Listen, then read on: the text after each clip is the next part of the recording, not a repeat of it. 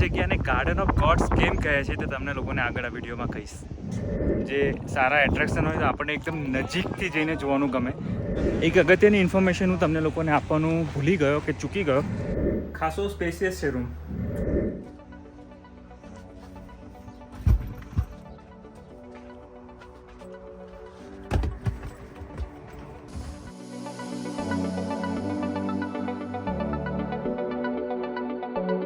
નવા વિડીયોમાં સ્વાગત છે મિત્રો તમારું. સવારે આજે અમે લોકોએ ચેકઆઉટ કરાવી દીધું છે હોટલમાંથી. હોટલમાં સ્ટે ખૂબ જ સારો રહ્યો હતો. અમે લોકો અહીંયાથી જઈ રહ્યા છીએ કોલોરાડો સ્પ્રિંગ્સ કરીને સિટી છે. મેજોરિટી ઓફ એટ્રેક્શન ત્યાં આગળ છે, એટલે હવે નેક્સ્ટ સ્ટે છે અમારો ત્યાં આગળ રહેશે. પહેલું એટ્રેક્શન છે આપણું ગાર્ડન ઓફ ધ ગોડ્સ, અને અહીંયાથી લગભગ 1.5 કલાકનો રસ્તો છે. તો ચાલો જઈએ અને ત્યાં આગળ વધારે વાત કરીશું.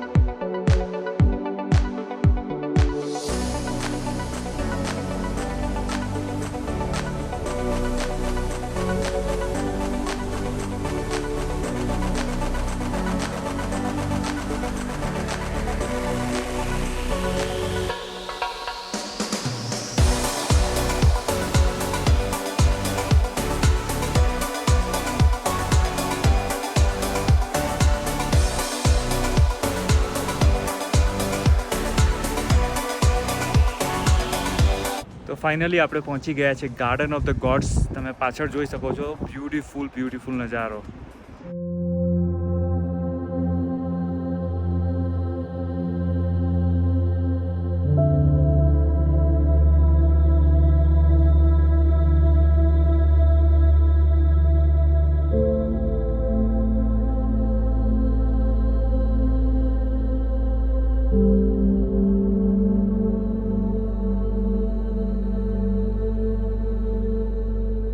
ગાર્ડન ઓફ ધ ગોડની એક્ઝેક્ટ સામે છે વિઝિટર ઇન્ફોર્મેશન સેન્ટર. તો સૌથી પહેલાં પાછળ ત્યાં આગળ જઈએ અને થોડીક ઇન્ફોર્મેશન લઈએ કે અહીંયા કઈ એક્ટિવિટીઝ કરવા જેવી છે અને કઈ જગ્યાએ જવા જેવું છે. તો લેટ્સ ગો ઇનસાઇડ.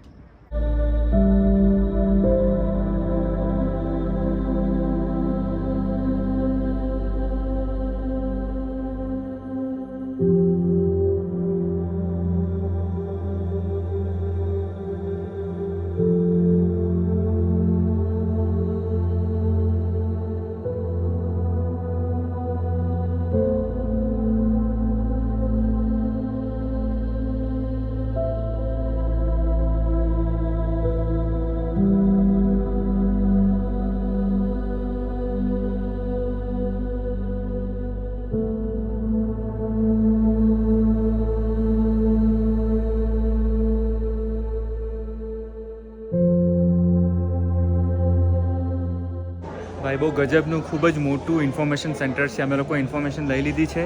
અહીંયા એક લૂપ છે ગાર્ડન ઓફ ગોડ્સમાં જવા માટે, અને લૂપમાં લગભગ 40 મિનિટ થશે કશે બી પોતાની કાર ઊભી રાખ્યા વગર. તો ચાલો લૂપમાં જઈને જોઈએ કેવી મજા આવે છે.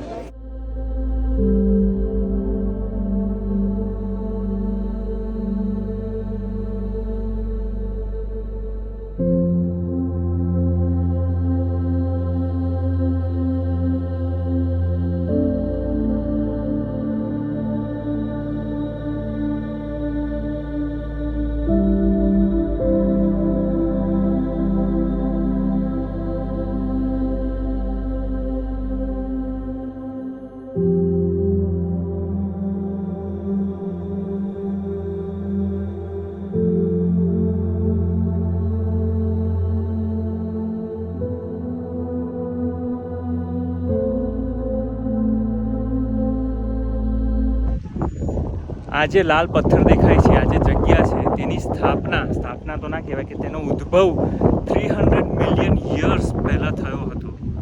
અને આ જગ્યાને ગાર્ડન ઓફ ગોડ્સ કેમ કહે છે તે તમને લોકોને આગળ આ વિડીયોમાં કહીશ.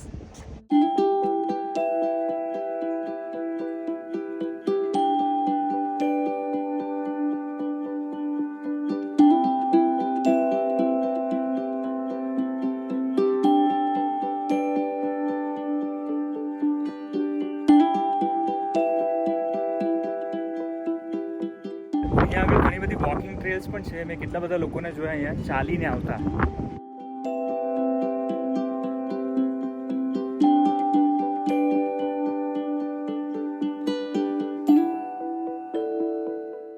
તો અહીંયા આગળ આ રીતે સાઇટ સીઇંગની ટૂર પણ કરાવે છે. એની ઇન્ફોર્મેશન તમને ઇન્ફોર્મેશન સેન્ટર પરથી મળી જશે.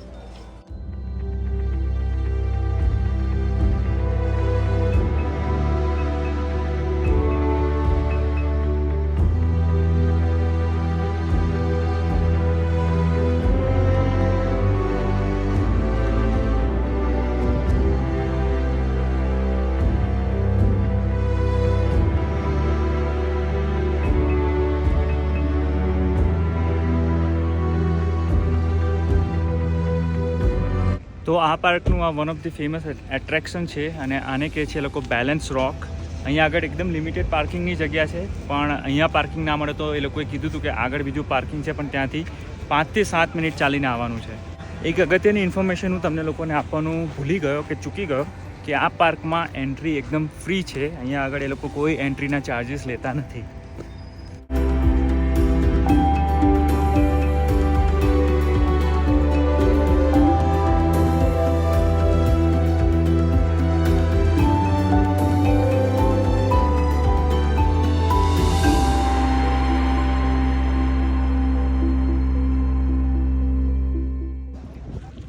હવે આવા બધા એટ્રેક્શન્સ હોય છે ને, એમાં સાચું કહું તો જે એકચ્યુઅલ બ્યુટી કે રિયલ જે વસ્તુ આપણને જોવા મળે ને, થોડાક દૂરથી જોવા મળતી હોય છે. પણ મેં નોટિસ કર્યું છે કે આપણા બધા માણસોને એવી આપણી પ્રકૃતિ હોય છે કે આવા જે સારા એટ્રેક્શન હોય તો આપણને એકદમ નજીકથી જઈને જોવાનું ગમે. પણ નજીક જેટલા જાઓ ને એટલા ફોટા એટલા સારા નહીં આવે, પણ થોડાક દૂર ઊભા રહીને તમે પાડશો ને તો ફોટા સારા આવશે.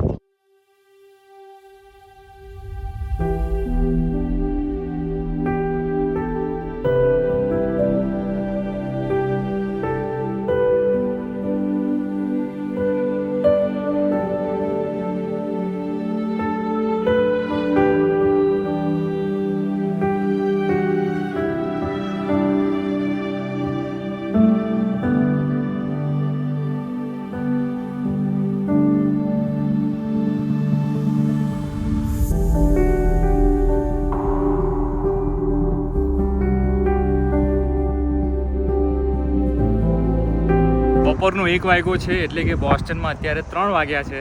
એટલે બધાને ભૂખ લાગી હતી, એટલે અમે લોકોએ અહીંયા આગળ ક્યુડોબા મળી ગયું અમને લોકોને, તો પાછું મેક્સિકન ફૂડ ખાધું છે.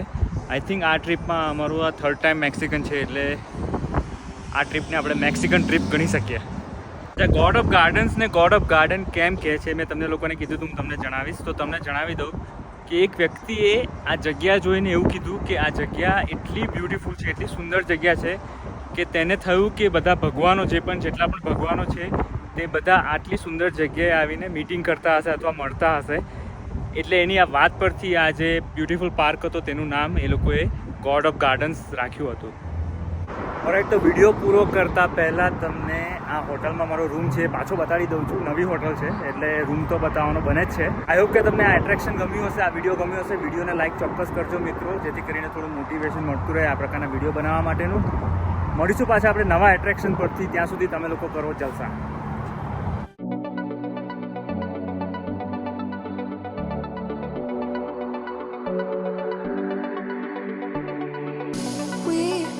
Something magical, pretending that nobody knows, trying to hide but it shows. Lost my sense of logical, think that I'm gonna explode. ખાસો સ્પેશિયસ છે રૂમ, શાંતિથી રહેવાની મજા આવશે. Never dare to take the leap when the chances come.